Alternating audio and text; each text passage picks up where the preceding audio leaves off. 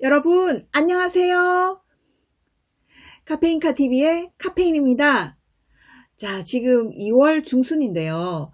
여러분들 중에는 공부 시작한 지 한 달 되신 분도 계실 거고, 2달 되신 분도 계실 거고, 3달 되신 분도 계실 텐데요. 여러분 지금 공부를 하시면서 어떤 느낌이 드시나요? 공인중개사 시험은 과목이 너무 많아서 동시에 많은 과목을 공부를 하시다 보면 한 과목도 머릿속에 제대로 자리 잡는 것이 보통 힘든 일이 아니에요. 그래서 여러분들은 지금 민법 한 과목도 제대로 못하는데 개론, 공법, 중개사법, 공시세법 이 과목이 저 과목인지 저 과목이 이 과목인지조차 과목이 분간이 안 되는 분들도 계실 거예요. 저도 공부했을 때 초기에 그런 느낌이 들었었거든요. 여러분, 그런데 3월 달부터 심화 과정이 시작되잖아요. 그런데 과연 이 상태에서 3월 달 심화 과정 수업을 따라갈 수 있을지, 그리고 3월 달부터 당장 모의고사가 시작되는데 그 모의고사를 칠 수나 있을지 정말 가슴이 답답하신 분들 많으시죠.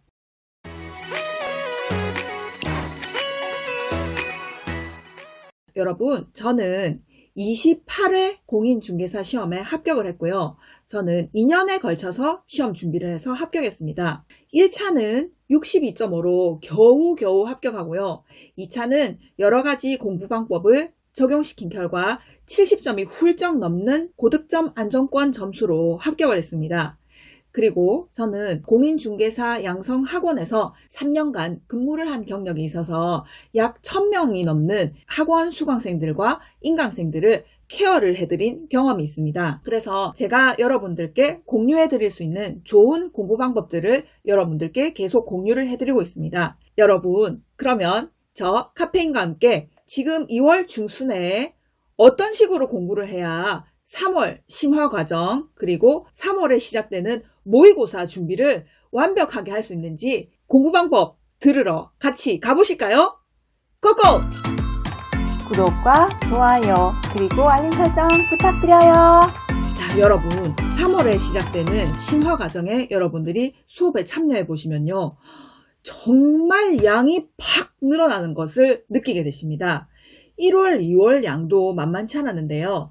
3월 달부터는 학습량이 확 늘어나고 깊이가 훅 깊어집니다. 그래서 그 공부량에 압도되어서 자기 자신에게 실망하시는 분들도 계시고요. 그냥 포기를 하시는 분들도 계시고, 동차 준비를 하시다가 1차로 전향하시는 분들도 많이 계십니다. 여러분, 절대로 포기하실 필요가 없습니다. 3월부터 공부를 처음 시작하시는 분들도 10월에 많은 분들이 합격을 하십니다. 과연 그런 분들은 어떤 공부 방법을 선택해서 그렇게 단기간에 공부해서 합격하실까요?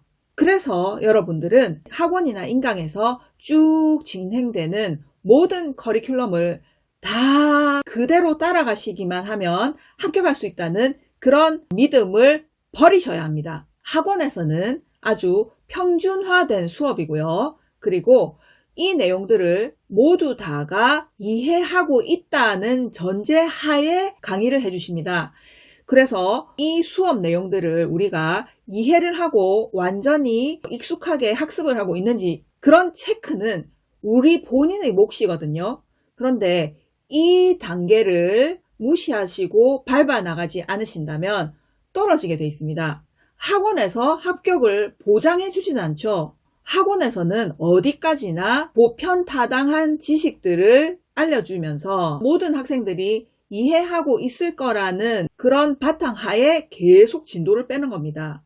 그래서 여러분들은 중간에 학원 수업이나 인강을 꾸준히 들으시되 중간중간 점검을 꼭 하셔야 합니다. 그래서 4월 달부터 새로운 과정 인강을 들으시는 분들은 2월 지금 중순부터 말까지 1, 2월 과정이 제대로 학습되고 있는지를 꼭 확인을 하셔야 하고요. 수업이나 인강만 들으실 게 아니라 기본서로 내용을 읽으셔서 전체 내용이 우리 눈에 익숙하게 읽혀지는지를 확인을 하셔야 합니다. 제가 업로드하고 있는 거의 모든 영상에서 공통적으로 말씀드리고 있는 부분이기도 한데요. 이 시험은 시청각 시험이 아니라 눈으로 보고 지문을 읽어서 치는 시험이기 때문에 지문에 눈이 완전히 익숙해지셔야 문제를 읽어내는 속도가 빨라지고요. 그리고 눈으로 보고 바로 답을 찾아낼 수 있는 단답식 문제 스타일이 굉장히 많기 때문에 기본서나 나중에는 요약집이 되겠지만요. 이 지문을 많이 읽은 사람들 그리고 문제 적용을 많이 해본 사람들이 결국은 고득점으로 합격하게 되는 시험입니다. 이 점을 자꾸 잊으시면 안 돼요. 인강을 보실 때도 영화 보듯이 이렇게 해서 그래 이해되네 그러면 됐어 하고 넘어가시면 안 됩니다. 전체적인 내용을 이해를 하신 다음에 글로 읽었을 때도 똑같이 우리 뇌에 인식이 되는지를 확인 작업을 반드시 하셔야 한다는 이야기입니다. 자, 그러면 지금 2월 중순까지 공부를 해오셨는데 제가 말씀드린 방법으로 공부를 해오신 분들은 괜찮습니다. 그대로 하시면 되는데요.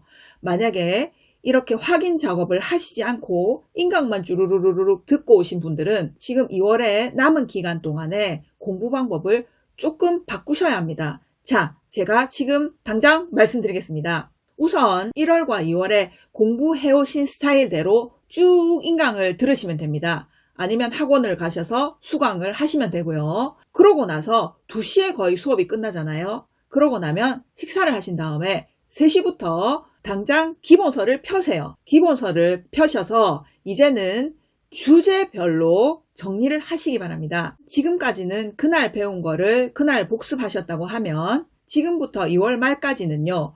주제별로 혼자만의 정리 시간을 꼭 가지십시오. 예를 들어서 개론에서 수요와 공급이다. 그러면 수요와 공급에 해당되는 기본서의 페이지를 찬찬히 모두 다 정리를 하시다가 보충이 필요해. 이해가 잘 안 돼. 이런 부분만 인강을 찾아 들어가셔서 쭉 1.5배속으로 들으시기 바랍니다. 그렇게 인강을 찾아 들어가서 보완을 하는 학습을 하셔야 합니다. 그런데 2월 중순부터 해서 2월 말까지 시간이 넉넉하지가 않잖아요. 시간이 불충분하신 분들은 이 작업을 주말에 토요일, 일요일에 꼭 하셔야 합니다. 절대로 주말에 어디 놀러 가시면 안 돼요.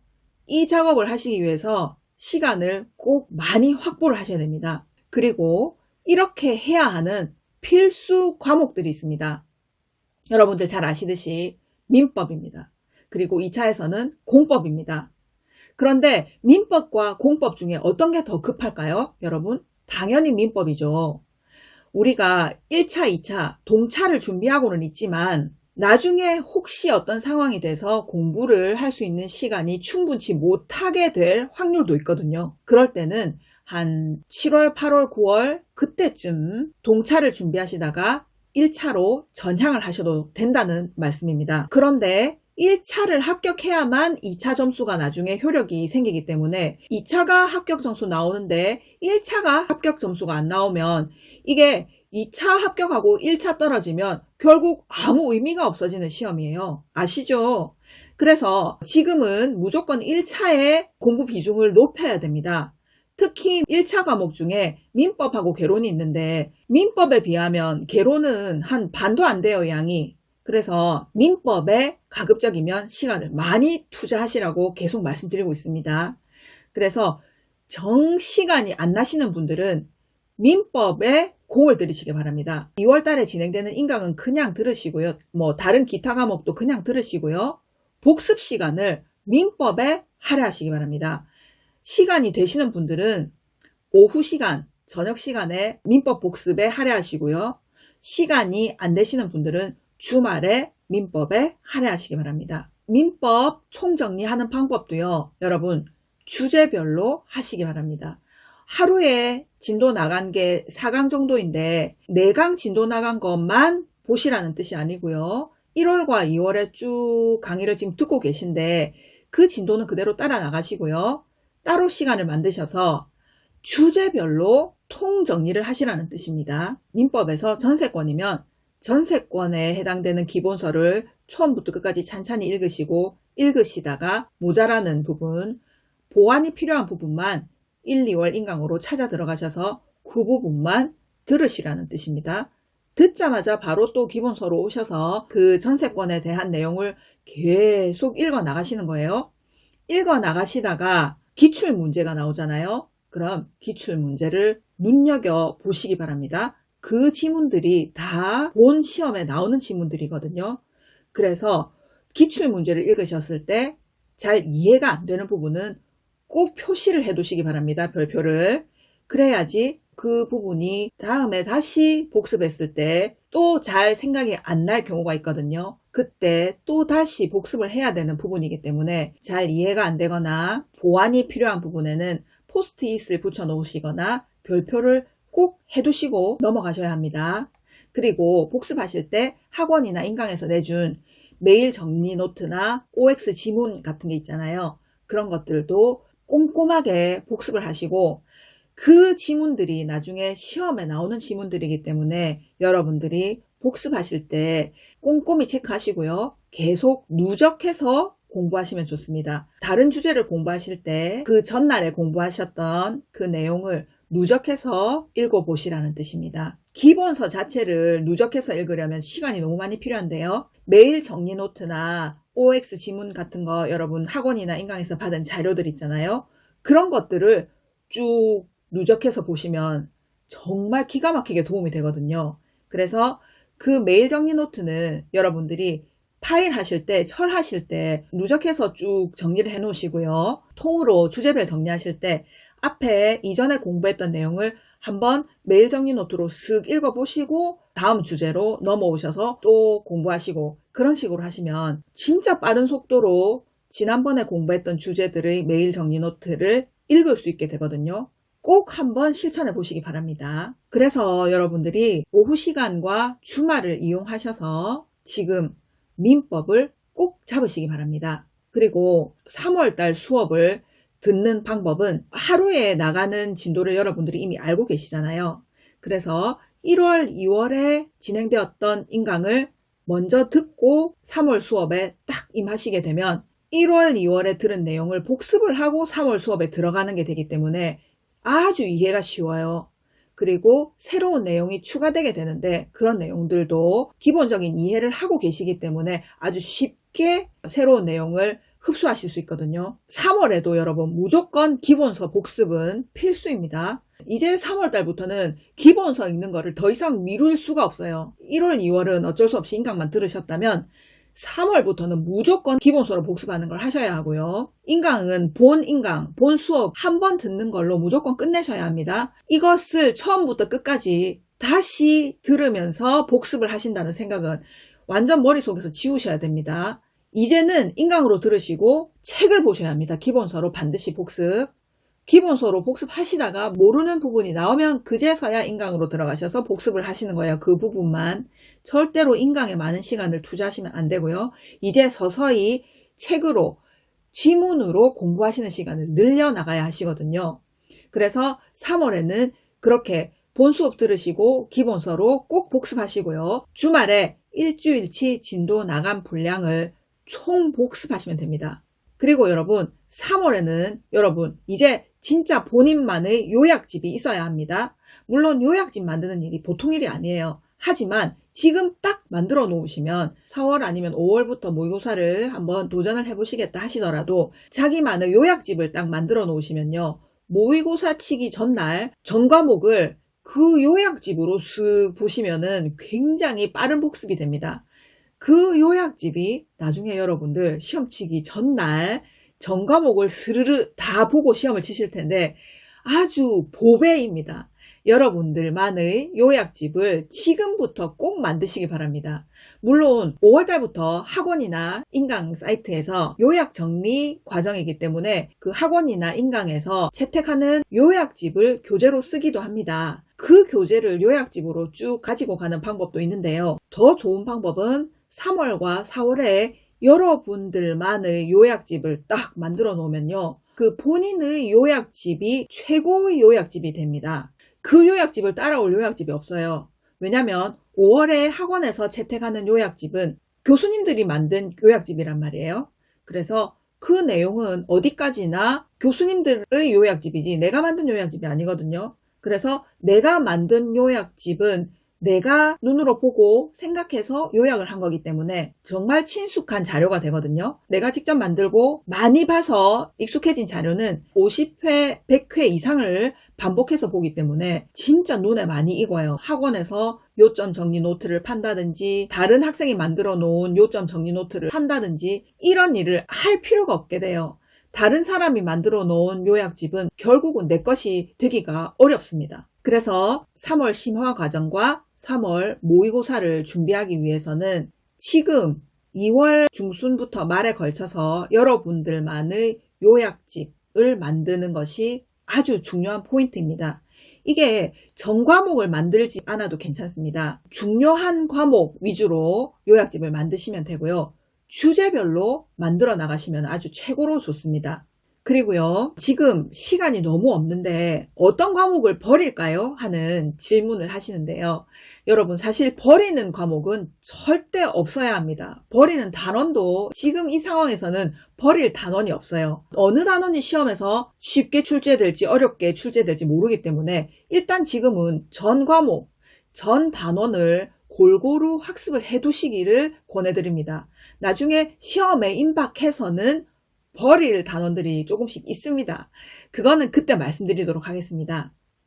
그래서 지금은 모든 과목을 골고루 인강을 들으시면서 주요 과목들, 큰 과목들의 요약집, 나만의 요약집을 만들어 나가시기 바라고요. 3월이 시작되기 전에 만드는 것을, 완성하시는 것을 목표로 하셔야 합니다. 그리고요, 3월이 되면 모의고사를 치는데 첫 시험에서는 여러분 솔직히 말씀드릴까요? 20점이나 30점을 넘기는 것도 쉽지 않답니다. 첫 시험에서 모의고사 성적이 잘 안 나왔다고 해서 시험을 포기하시는 분들도 계신데요. 그렇게 생각하시면 안 돼요. 첫 번째 모의고사는 경험입니다.